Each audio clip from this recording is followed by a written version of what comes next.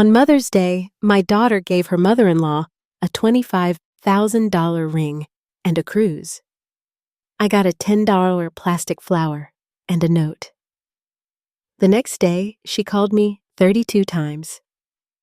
Please, Mom, don't sell the company. I'm glad to have you here. Follow my story until the end and comment the city you're watching from so I can see how far my story has reached. I'm 68 years old, and I thought I'd experienced every kind of heartbreak life could offer. I was wrong. Mother's Day started like any other Sunday. I woke up in my empty house, made coffee for one, and tried not to think about how quiet everything had become since George passed 4 years ago. The silence used to comfort me, but lately it just reminded me of all the conversations that would never happen again. Emily had called the night before, her voice distant and formal. Mom, we're having brunch at Michael's mother's house tomorrow. You should come. 12:30, sharp, should come. Not we'd love to have you, or please join us, just an obligation disguised as an invitation. I arrived at Linda's house precisely at 12:30. The driveway was already full of expensive cars, and I could hear laughter spilling from the backyard. Linda had always been everything I wasn't. Polished, social, effortlessly elegant. Her house looked like something from a magazine, all white marble and fresh flowers. When I walked through the gate, I saw them gathered around the patio table. Emily sat beside Linda, their heads close together, sharing some private joke. My son-in-law, Michael, was grilling, acting every bit the devoted son Linda had raised him to be. Margaret! Linda called out, her smile perfectly practiced. So glad you could make it. Emily looked up and gave me a quick nod. Hi, Mom. You can sit over there.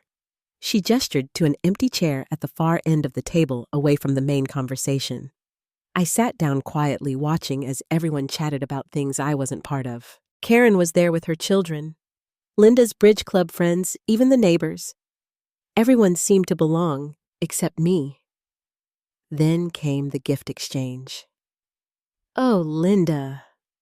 We have something special for you, Emily announced, standing up with an excitement I hadn't seen from her in years. Michael appeared beside her, carrying a small velvet box and an envelope. Linda gasped when she opened the box. Inside was a stunning diamond ring, the kind that catches light from across the room.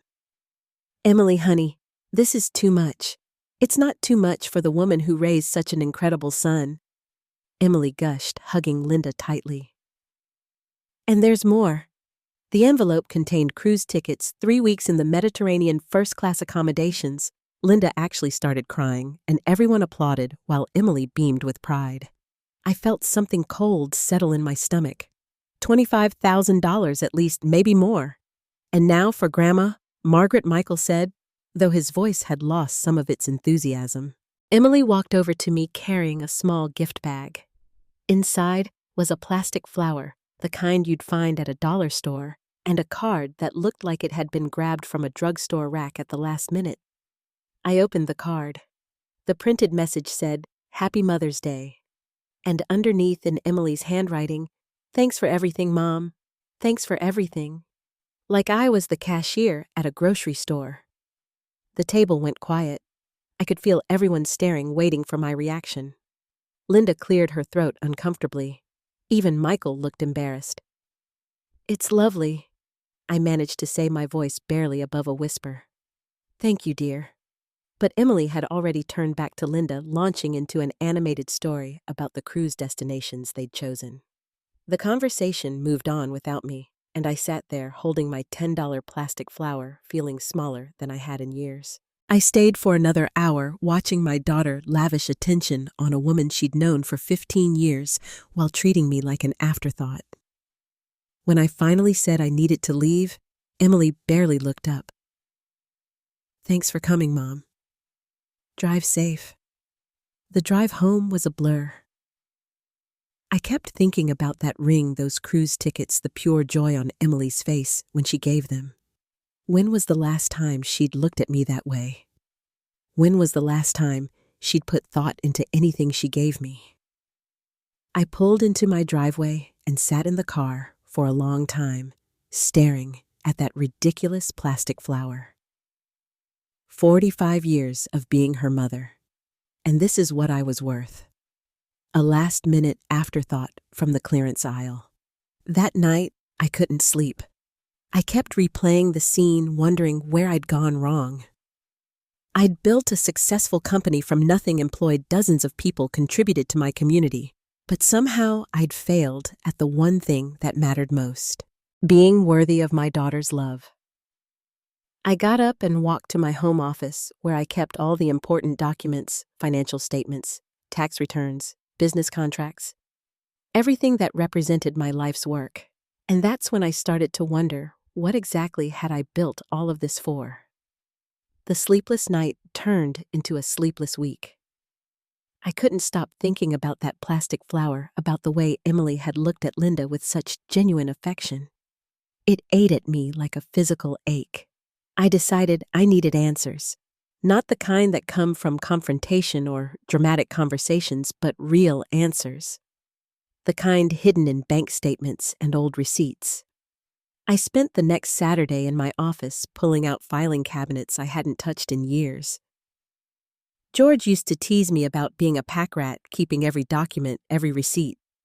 You never know when you might need proof, I'd tell him. I never imagined I'd need proof of my own motherhood. The first file I opened was labeled Emily College. Inside were tuition payments, room and board receipts, and dozens of smaller expenses I'd forgotten about. Books, a laptop, even parking tickets she'd gotten on campus. $55,000 to $1,000 total, not including the car I'd bought her junior year when hers broke down. But that was just the beginning. I found the folder marked Wedding E and M, $65,000 for a single day. The venue, flowers, catering, her dress, the photographer. I'd insisted on paying for everything because I wanted her day to be perfect. Michael's parents had contributed a case of wine. Then came the house files.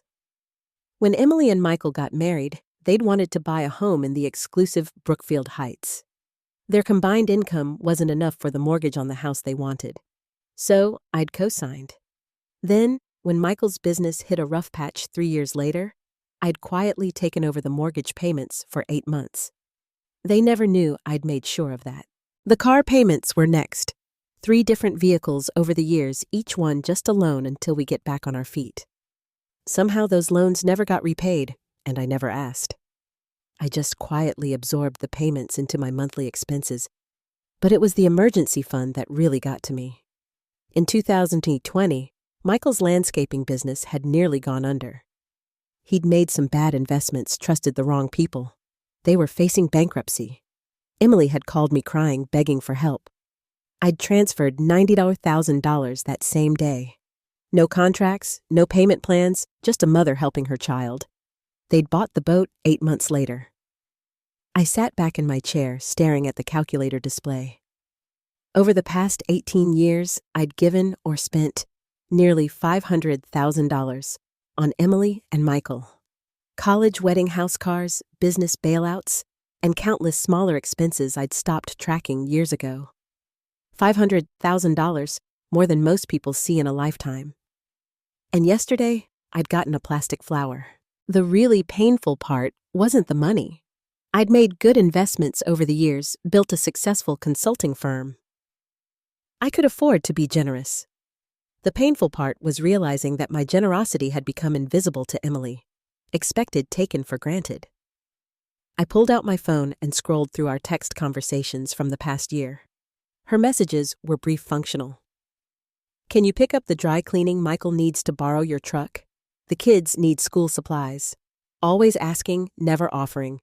Never a random, how are you, Mom? Or, thinking of you. But Linda got cruise tickets and diamond rings. I found myself opening my laptop and looking up the mortgage on Emily's house. Still in my name, of course. The payments came directly from my business account, automated years ago, so I wouldn't have to think about it. That business account, I pulled up the monthly statements and started going through them line by line. Michael's lawn service maintained the grounds at 3 of my commercial properties. I paid him 30% above market rate, though I'd never mentioned that. Emily's part-time bookkeeping work for my smaller clients brought her $100 to $500 a month for maybe 6 hours of work. They weren't just my daughter and son-in-law. They were my dependents, adults in their 30s who'd structured their entire lifestyle around my financial support. And somehow, I'd become the villain in their story. The distant mother who didn't understand them, who couldn't relate to their lives.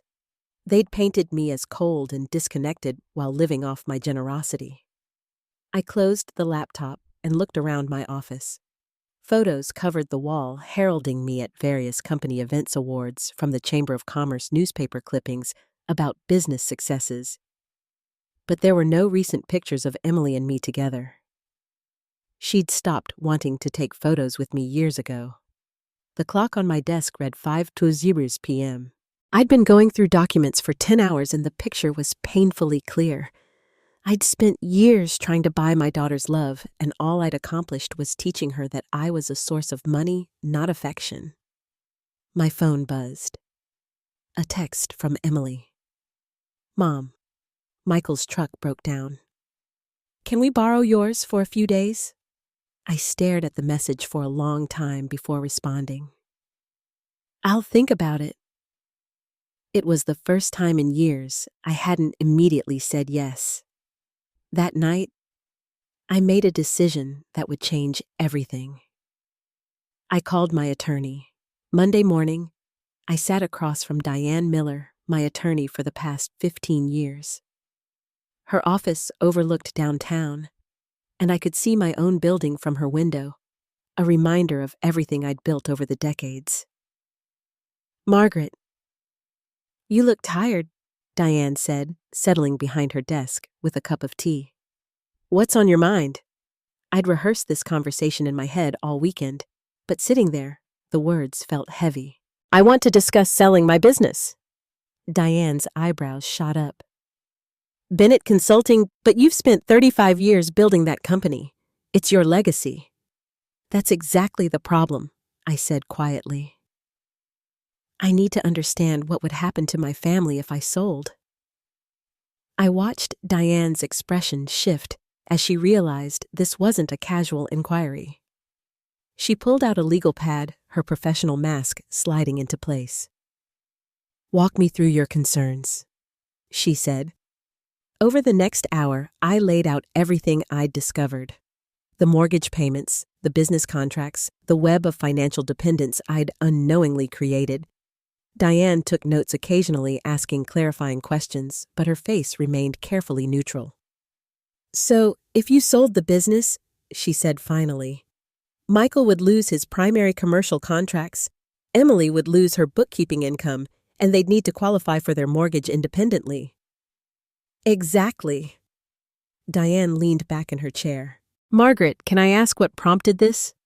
Last time we spoke, you were talking about expanding the business, maybe bringing Emily in as a partner." I told her about Mother's Day, about the plastic flower and the diamond ring, about years of feeling like an ATM with legs. Diane listened without interruption, though I caught her wincing at certain details. "I see," she said when I finished. "And you're thinking of selling as a way to find out who your daughter really is." I said, "Right now, I don't know if she loves me or my checkbook." Diane nodded slowly. "There are ways to do this gradually. We could restructure your business arrangements. Maybe transition some of the financial support over time." "No," I said firmly. "Gradual change gives people time to adjust, to find new ways to manipulate the situation. If I'm going to do this, it needs to be clean." We spent another hour discussing the logistics. Diane had contacts in the business brokerage world, people who specialized in consulting firms. She estimated the process would take 6 to 9 months, depending on how quickly we moved. "I'll need complete confidentiality," I said. "No one can know until the sale is finalized." "Of course, but Margaret, once you do this, there's no going back. Are you prepared for how Emily might react?" I thought about that plastic flower sitting on my kitchen counter. "I'm prepared for her to show me exactly who she is." That afternoon, I started making subtle changes. I called Michael's landscaping company and told them I was considering switching to a different service for my commercial properties. Budget constraints, I explained. I need to get competitive bids. The panic in his voice was immediate. Mrs. Bennett, we can negotiate. Maybe lower our rates. It's not about the rates, Michael. It's about exploring options. Next, I called my smaller clients who used Emily for bookkeeping. I told them I was restructuring my referral arrangements and they'd need to find new services within 60 days. Professional, businesslike, no personal explanations. Emily called that evening, her voice tight with worry. Mom, Mrs. Thompson said you're not referring bookkeepers anymore. Did I do something wrong? Not at all, dear. I'm just simplifying my business operations. But I need those clients. That's my income. I'm sure you'll find other opportunities. I said calmly. You're very capable. There was a long pause. Mom, is everything okay? You've been acting strange lately. I'm fine, Emily. Just busy with some business matters. After I hung up, I sat in my kitchen staring at that plastic flower. For the first time in years, I felt something I'd almost forgotten. Control. Not the kind that comes from writing checks or solving problems, but the kind that comes from making your own choices. The next few weeks fell into a routine. I met with potential buyers, reviewed financial statements, and gradually disentangled the threads that bound my business to my daughter's lifestyle. Diane handled most of the legal work, but I insisted on being involved in every decision. The hardest part was the secrecy. I'd never been good at keeping things from Emily, even when I probably should have. But this felt different. This felt necessary. 5 weeks into the process, I got a call from Michael. Mrs. Bennett, well, I heard from someone at the Chamber of Commerce that you might be selling your business. Is that true? My heart pounded, but my voice stayed steady. People gossip, Michael. You know how it is. But if you were selling, you'd tell us right. I mean, it would affect our contracts. If and when I make any major business decisions, you'll be informed appropriately. That night, Emily showed up at my door. She looked exhausted, her hair pulled back messily, wearing an old sweatshirt I remembered from her college days. Mom, we need to talk, she said, pushing past me into the living room. Michael's contracts my bookkeeping clients, now rumors about you selling the business. What's going on? I sat down across from her, hands folded in my lap. I'm reevaluating my priorities. What does that mean? It means I'm 68 years old and I'm tired of carrying everyone else's responsibilities. Emily's face flushed. Is this about Mother's Day? About the gift? I'm sorry if you didn't like it, but we've been really tight on money lately. I almost laughed. Tight on money while living in a house I paid for, driving cars I'd bought, working jobs I'd arranged. But I didn't say that. Instead, I just looked at her and said, This isn't about one day, Emily. This is about understanding what really matters. She left 20 minutes later, frustrated and confused. I watched her drive away in the car I'd co-signed for, back to the house where I paid the mortgage, but not for much longer. The call came on a Tuesday morning while I was reviewing the final purchase agreement. Diane had found a buyer, a larger consulting firm looking to expand their regional presence. The offer was generous, more than I'd expected. My phone rang just as I was signing the preliminary documents. The caller ID showed my home number, which was strange since I was at Diane's office. Hello, Mrs. Bennett. This is Robert Hayes from Hayes & Associates. I'm trying to reach you regarding the acquisition of Bennett Consulting. My blood went cold. I'm sorry.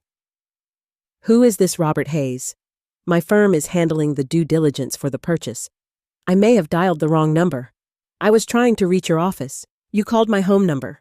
Oh, I apologize. Someone answered and said they were your assistant. They gave me permission to discuss the details of the sale. I closed my eyes. Only one person had a key to my house. Only one person would answer my phone and pretend to have authority they didn't possess. Thank you for calling, Mr. Hayes. Please direct all future communications through my attorney, Diane Miller. I hung up and immediately called my house. It rang 4 times before Emily answered. Mom's house. This is Emily. What are you doing in my house? There was a pause. Then her voice changed completely. Mom, I thought you were at some meeting. I just came by to water your plants. I don't have plants that need watering. Another pause. Longer this time. Okay, fine.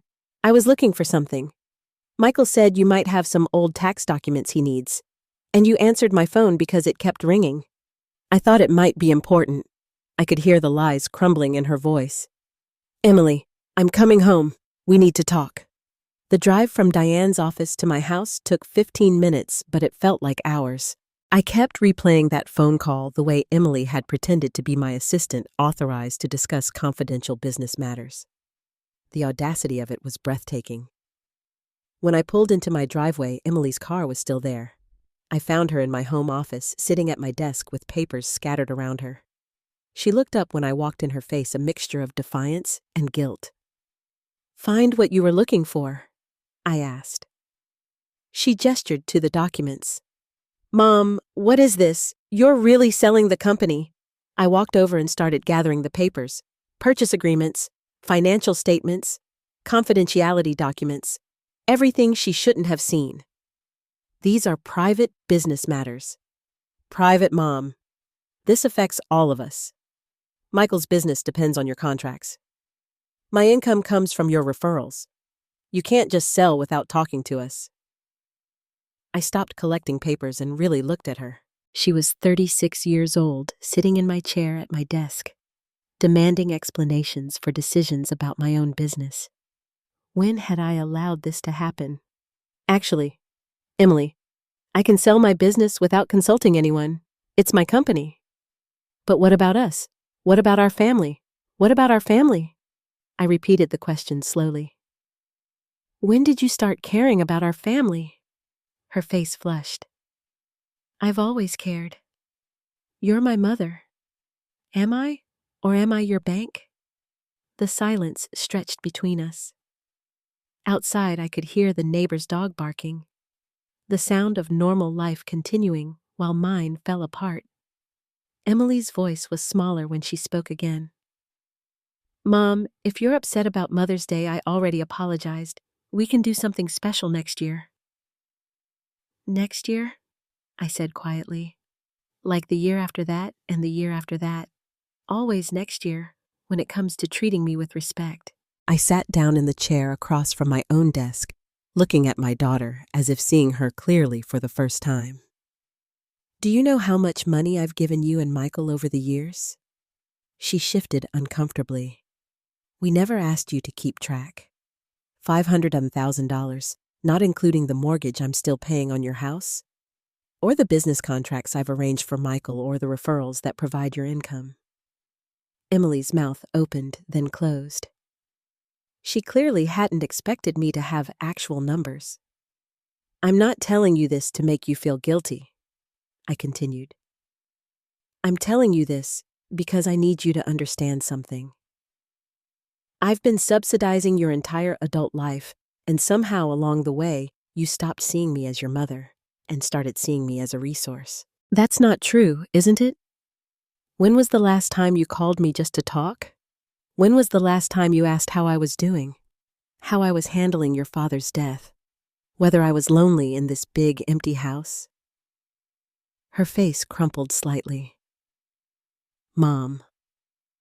When Linda got a $25,000 ring and a cruise, and I got a plastic flower. It wasn't about the money. It was about the thought, the care, the consideration. You spent more time picking out Linda's gift than you did thinking about mine. Tears started rolling down her cheeks. But I couldn't stop. The words had been building up for years. You treat Linda like family because she doesn't give you anything. You have to earn her affection. But me, I'm just expected to provide, to support, to enable your lifestyle without question. I love you, Mom, she whispered. Do you, or do you Love what I can do for you? She couldn't answer that question. We both knew why. My phone rang, breaking the heavy silence. The caller ID showed Michael's name. "Don't answer it," Emily said quickly. I picked up the phone. "Hello, Michael. Mrs. Bennett, Emily told me about the business sale. We need to talk about this as a family. This decision affects all of us." "Actually, Michael, it doesn't. It affects me. It's my business to sell. But our contracts, our livelihood. Your livelihood has been my responsibility for too long. It's time for you both to take care of yourselves." I hung up and looked at Emily, who was staring at me like she'd never seen me before. "Mom, you can't be serious about this. I've never been more serious about anything in my life." That's when she started to panic. The next morning, my phone started ringing at 7:15 a.m. Emily's name flashed on the screen. I let it go to voicemail. It rang again immediately and again. By the time I finished my coffee, she'd called 12 times. I finally answered on the 13th call. "Mom, please, we need to talk about this." "We talked yesterday, Emily. I think I was quite clear. You can't just destroy our lives because you're upset about a Mother's Day gift." I set down my coffee cup, feeling that familiar anger rising. "This has nothing to do with one gift and you know it. Then what? What do you want from me?" "I want you to understand that I'm not your personal ATM. I want you to see me as a person, not a source of funding. I do see you as a person. You're my mother. When was the last time you treated me like one?" Silence then. "Mom, if you sell the business, we'll lose everything. The house Michael's contracts my clients. We'll have to start over."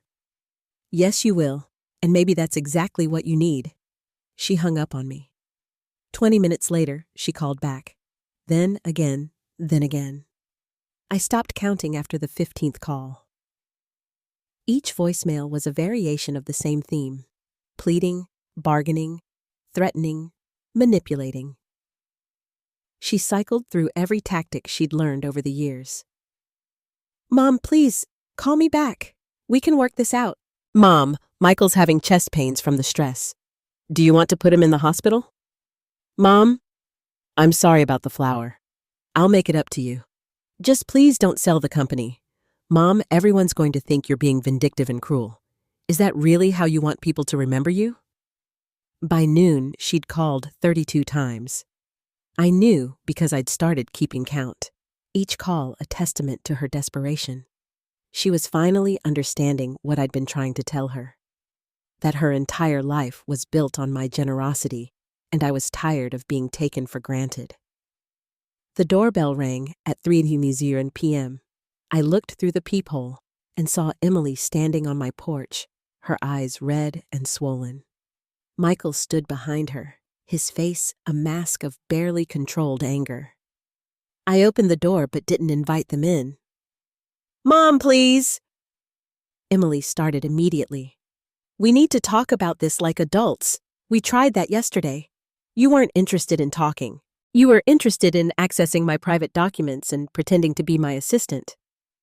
Michael stepped forward. "Mrs. Bennett, with all due respect, this is affecting more than just you. We have a family to think about." "So do I said quietly. "I have to think about what's best for my family, and right now what's best is for all of you to learn to stand on your own feet." Emily's face crumpled. "Mom, I'm begging you. Please don't do this. You're begging me now." "When was the last time you asked me how I was doing? When was the last time you invited me to dinner that wasn't a holiday obligation? When was the last time you called just to say you love me?" She opened her mouth, then closed it. We all knew the answer. "I thought so," I said. "You only call when you need something. You only visit when you want something. You only care when you're about to lose something." Michael's anger finally erupted. "This is ridiculous. You're punishing us for being successful, for building a life together." Successful? I laughed, but there was no humor in it.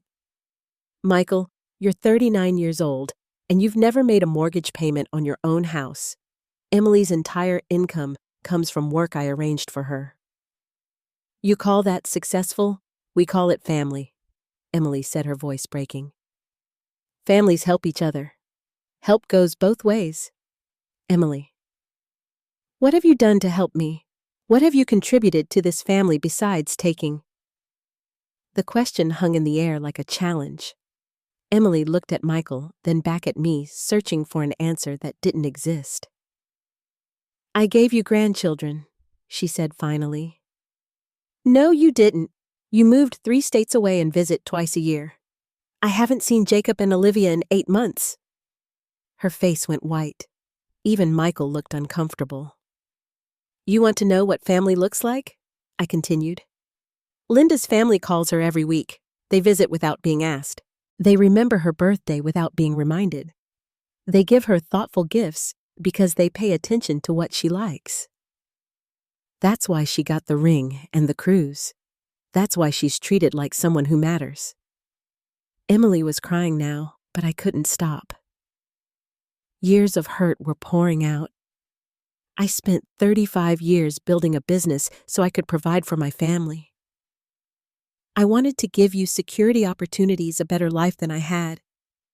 But somewhere along the way, you stopped appreciating what I gave you and started expecting it. You stopped seeing me as a person and started seeing me as a resource. Mom, please, she whispered. I'm sorry. I'll do better. I'll be better. You're sorry because you're scared, I said. You're not sorry because you understand what you did wrong. Michael grabbed Emily's arm. Come on, we're wasting our time here. She's made up her mind. But Emily pulled away from him. No, wait. She looked at me with something I hadn't seen in years. Genuine vulnerability. Mom, what do you want from me? Tell me what I need to do to fix this. I looked at my daughter, really looked at her. 36 years old, crying on my doorstep, finally asking the right question, but it was too late. I want you to figure out who you are without my money.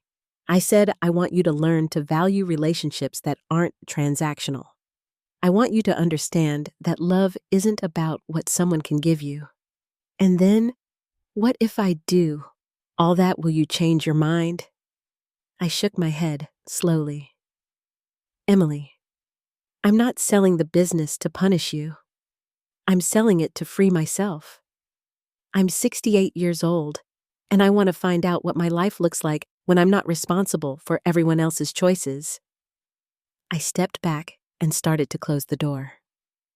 Mom, wait, she called out. I love you. I really do love you. I paused my hand on the doorknob. I love you too, Emily. That's why I'm doing this. Then I closed the door and listened to her cry on my porch for the next 10 minutes before they finally drove away. The sale would be final in 2 weeks. 4 months after the sale closed, I was sitting on the porch of my new cottage, watching the sunset paint the lake in shades of gold and pink. The house was smaller than what I'd left behind, but it was mine in a way the old house never had been. No memories of failed expectations, no rooms that echoed with disappointment. The move had been surprisingly easy. 35 years of business files, contracts, and correspondence all boxed up and stored away. I kept only what mattered: a few photos, George's favorite books, and the quilt my mother had made when Emily was born. The cottage came furnished, which suited me perfectly. I didn't want to drag the past into this new life. The previous owners had left behind simple, comfortable furniture and a garden that needed tending. I'd never had time for gardening before, but now I had nothing but time. Emily hadn't called in 8 weeks. The silence hurt, but it also brought clarity. I'd spent so many years measuring my worth by her approval, her visits, her needs.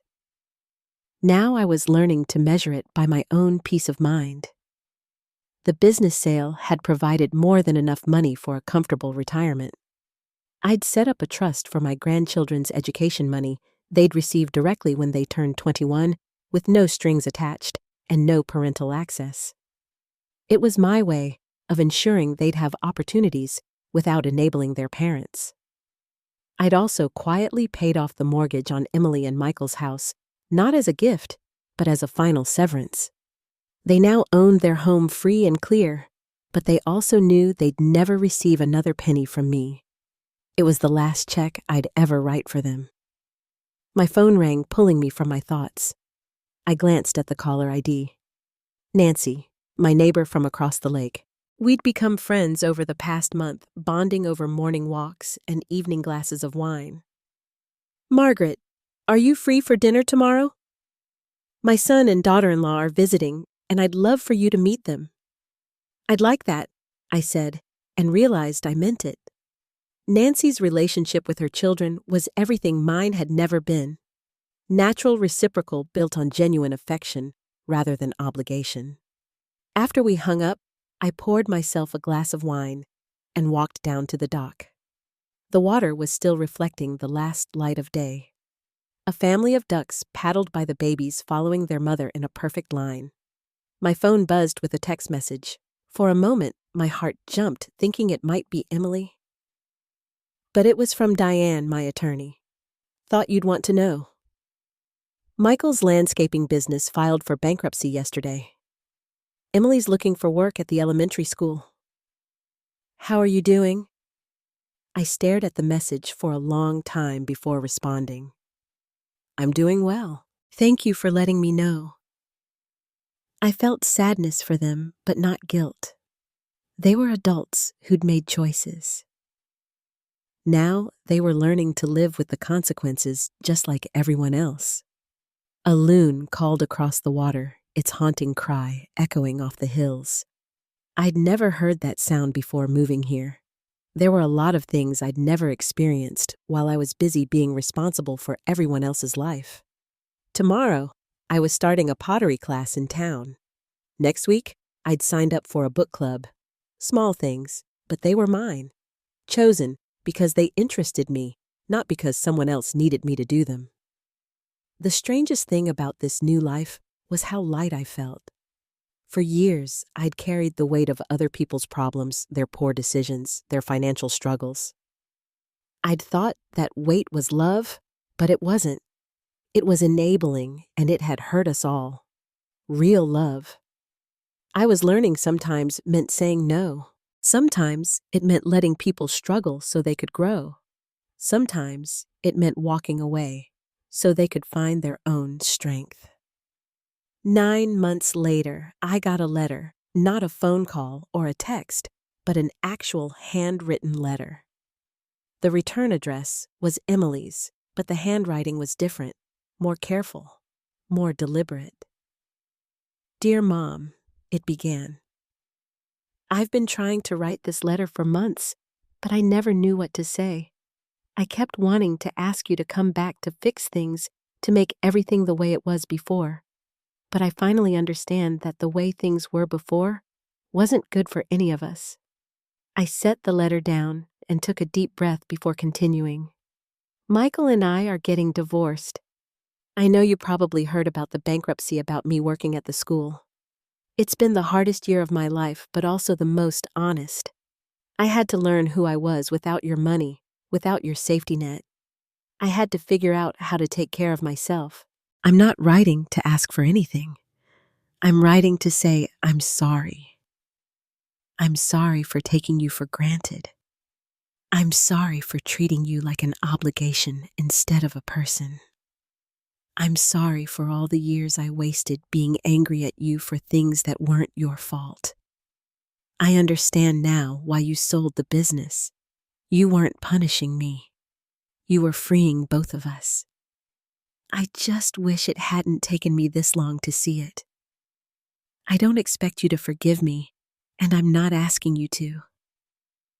I just wanted you to know that I finally understand what you tried to tell me. Family isn't about what you can give someone or what they can give you. It's about showing up, paying attention, and caring about someone for who they are, not what they can do for you. I hope you're happy, Mom. I hope you found the peace you were looking for. You deserve it. Love, Emily. P.S. I kept the plastic flower. It's on my kitchen windowsill, and every time I see it, I remember the look on your face that day. I remember the moment I realized I'd broken your heart. I'm sorry it took me so long to care about fixing it. I sat on my porch for a long time after reading that letter, watching the sun set over the water. Then I went inside and wrote a response. Dear Emily, I began. Thank you for your letter. It means more to me than you know, but I didn't mail it that day, or the next day, or the next. Some wounds need time to heal completely before they can be reopened safely. Some relationships need space before they can be rebuilt on a foundation of truth instead of obligation. Maybe someday we'd find our way back to each other. But for now, I was content to be free. Free from guilt. Free from manipulation. Free from the exhausting job of trying to buy love that should have been given freely. I was 68 years old, and for the first time in decades, I was living my own life. It was enough. Now I'm curious about you who listened to my story. What would you do if you were in my place? Have you ever been through something similar? Comment below. And meanwhile, I'm leaving on the final screen 2 other stories that are channel favorites, and they will definitely surprise you. Thank you for watching until here.